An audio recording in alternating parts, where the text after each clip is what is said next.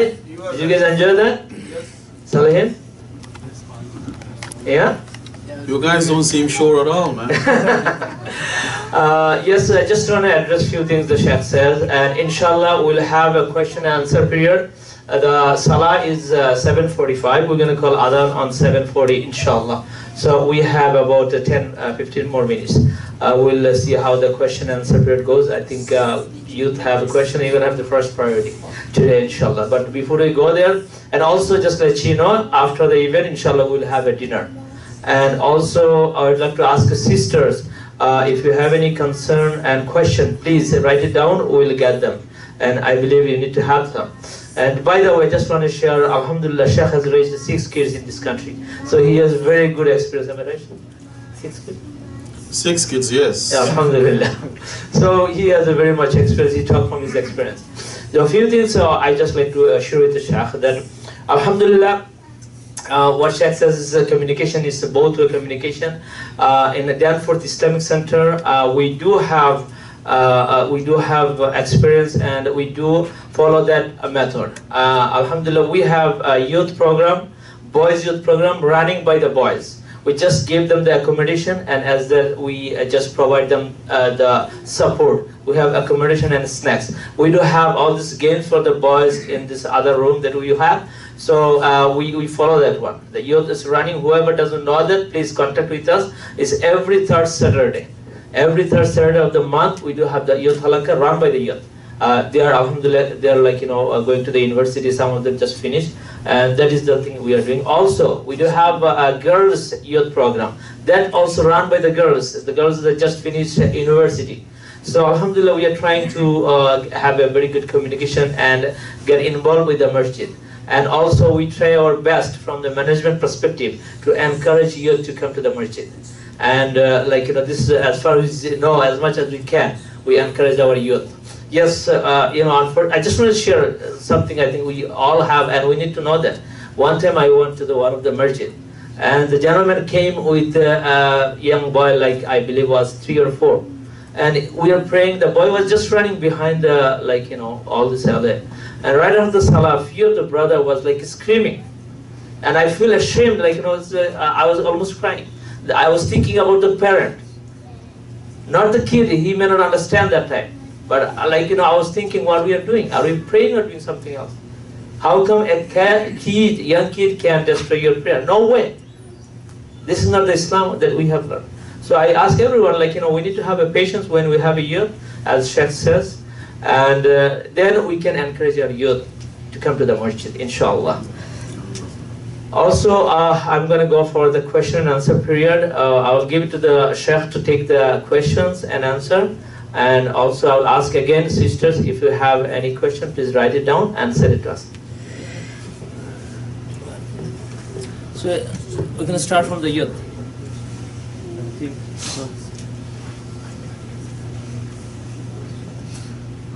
So, questions, brothers and sisters?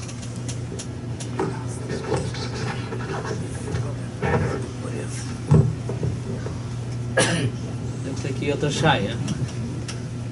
Brothers and sisters, when your children ask you questions, especially if you ask them to do something and they have questions about it, don't feel that they are arguing with you or they're talking back to you. Take the time to engage with them, answer their questions. And then you will find that it will become easier for them to do what you've asked them to do. So, as parents, as grown-ups, as adults in our community, we should actually be happy when our children are asking questions, because that is the opportunity to build a bridge, right? That we're talking about. It's an opportunity to enlighten them, to give them knowledge, to share experiences and wisdom with them, so that the relationship becomes better. So don't ever shy away from that.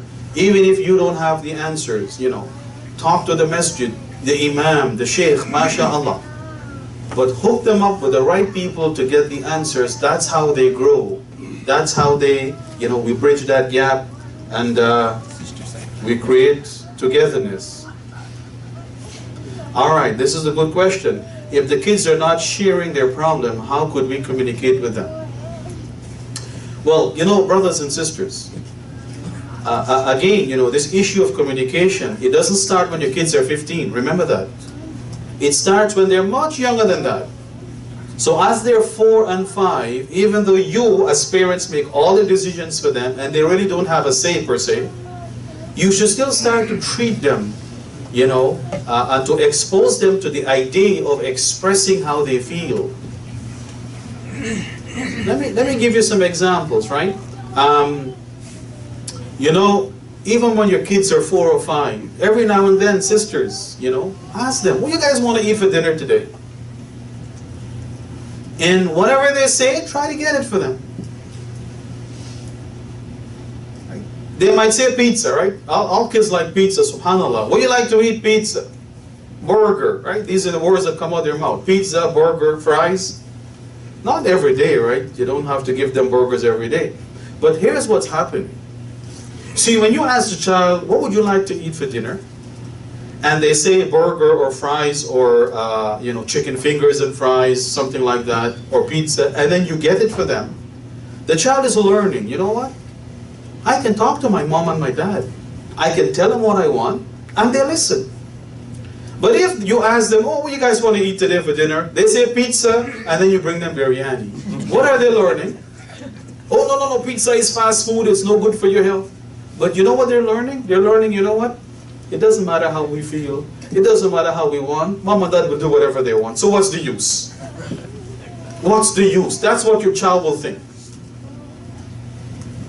So regarding this question that the child doesn't want to share how they feel, I'm saying teaching them to share their feelings began a long time before they're 14 and 15 and 16. So it starts that if you start doing this, the child will grow with this understanding and this sort of attitude. But you know what? I can share how I feel with my parents. They listen to me and they value what I have to say. You know, summertime, you want to take them out somewhere. Don't drag them where you think they want to go. Ask them sometimes, where you guys want to go? I don't know, the Science Center, Wonderland, Marineland, the aquarium downtown. And if they say, if you ask them where they want to go and they say where they want to go, as long as it's not, you know, a bar or a strip club or whatever, khalas, go ya akhi, take them. Because they're learning again that you value their feelings. That you listen to them. Alright? But if you ask them where you want to go, and then they tell you and you still take them where you want to go, again, they're learning, you know what? It doesn't matter how I feel. Mom doesn't care or dad doesn't care. They take us where they want to go. Look, brothers and sisters, let me share with you this incident that happened. Many years ago, I had to counsel a family. They had a boy, a son, who was 14 years old at the time. And he was having conflict with the parents. And it didn't help that his dad was really his stepdad, right? So that added to the problem. Because you know, at 14, the kid is saying, well, you're not my dad, you can't tell me anything, right? SubhanAllah. So I brought them and I sat with them and I'm talking to him, talking to the parents and so on. And here is what I want to share with the brothers and sisters. You know what this brother said, this young boy, he was 14 at the time? He said to his parents, well, his dad in particular, you never take me where, you never take me out anywhere. So his dad said, what do you mean I don't take you out? Wasn't it yesterday that I took you to Canadian Tire? Does that count as a good going out? But subhanAllah, brothers and sisters, even this boy didn't mind to be taken to Canadian Tire. But you know what he said? He said, you only took me there because you needed to go to Canadian Tire, not because I wanted to go there. See what I'm saying? Yeah. That's what the child learned. That you only take me where you want to go, but you don't care where I want to go, how I feel. And that's where the divide, the gap was. Right? The parent wasn't bridging the gap. So that's what I'm saying. Yes, as parents, you might think this is a good place to go. But if you ask your children, where you guys want to go, and they say where they want to go, and it's, you know, it's something that you can do, it's not too far or it's not expensive, whatever, do it so that you teach them, look, your feelings, we value that. and we listen to you. That's what you have to do. So if you do that as the children grow, when they hit 14 and 16 and they start to have real issues. Because at this age, they're going to start to have issues, and even a little bit older, about their own iman, brothers and sisters. Look, recently I got a call from a brother. He said his son, subhanallah, used to be a good boy, you know, go to masjid, whatever. But now that he's finished university and he's working and all that, he's saying that he doesn't believe in Islam anymore. He wants to marry somebody who's not Muslim. And his parents and even his sister, because his sister was present when the phone call came in, and you know, she even spoke to me. He doesn't want to listen to them because they're trying to advise him, don't give up your Islam. But the problem here is that in as much as he sometimes used to come to the masjid, he never had the chance to truly understand what it means to be Muslim. So don't just bring your children, right? They need to be educated and enlightened as to what it means to be Muslim. So you need to engage them in these issues. So when they ask you questions, don't be afraid to answer. And even if they don't ask, sometimes when you're sitting at the table, you know, eating dinner or lunch, or, you know, even if you're just spending a few minutes together as a family, you know, you raise certain questions, let them start to think, what do you guys think about this? Give them a chance to tell you how they feel, what they know so far. You know, they might learn things in school. And then you guide the conversation now. You tell them, well, you know, Islamically, this here is not right because of so, so, so. And that's how you enlighten them. You know, your child wants to go they like to go to McDonald's. When you drive past, don't tell them there's police on the road, duck down, you know, so you can't see the police won't see you. Because you don't want them to go to McDonald's. No, don't do that. Right? My wife told me that's what her family used to do. Every time the police on the road, everybody would duck down in the car. Till one time she decided to stay up and look for the police, and she didn't see any police, but she saw them passing a McDonald's, and it clicked to her that it wasn't really about police, it was about McDonald's. Don't do that. Tell your child, look, no, we can't go to McDonald's because of XYZ, you know, it's not halal, whatever else. Teach them that. Teach them, look, we're Muslims, and as Muslims, we submit to Allah, we obey Allah. They might ask you why. Well, then you have to tell them now why. Look, Allah provides us with everything, we have to thank Him, and one way we do this is to only eat halal.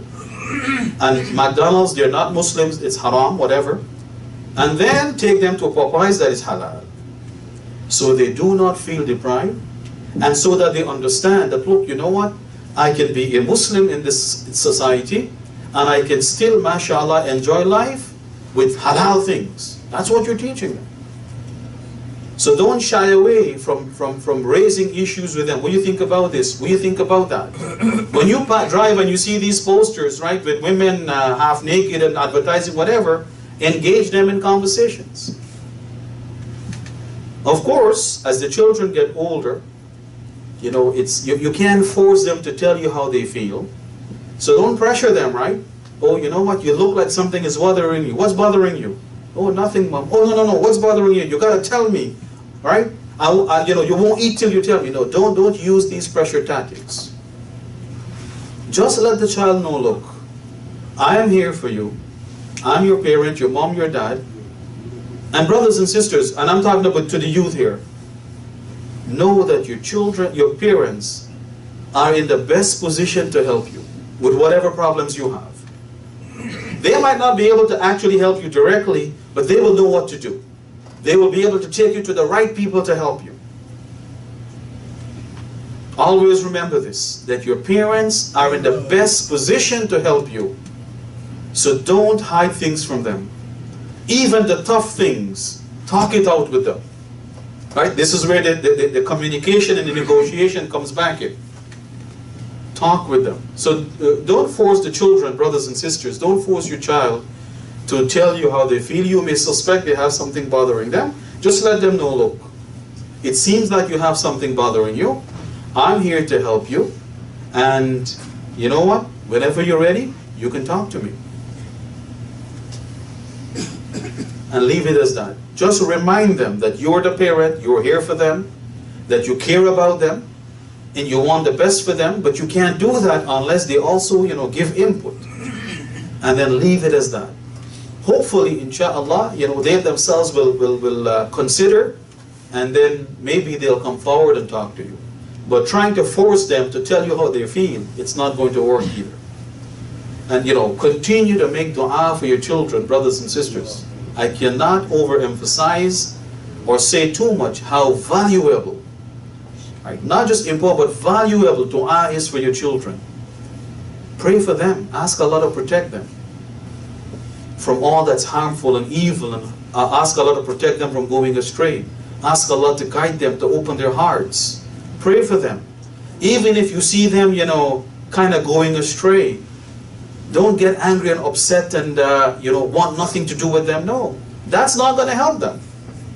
That will never help them. Your kindness may touch them one day. So keep making dua for them, asking Allah to bring them back. Don't curse them. Don't curse them. This is a big mistake a lot of people make. As I said, the Prophet ﷺ, when people did wrong, he didn't curse them. He actually made dua for them. So this is hopefully what I have to say regarding this issue. And I just hope that our children and our youth will feel brave enough to come to their parents with the issues that they're faced with, regardless of what it is. If it's marriage, I know marriage is an area that a lot of young people are scared of their parents. All right? A lot of young people, oh, I can't let my parents know this. What will they think of me? No. Don't let your kids feel that they cannot come to you, brothers and sisters. Teach them as they're growing that, what, no matter what. Because look, you don't have to always agree with the child or with your parents.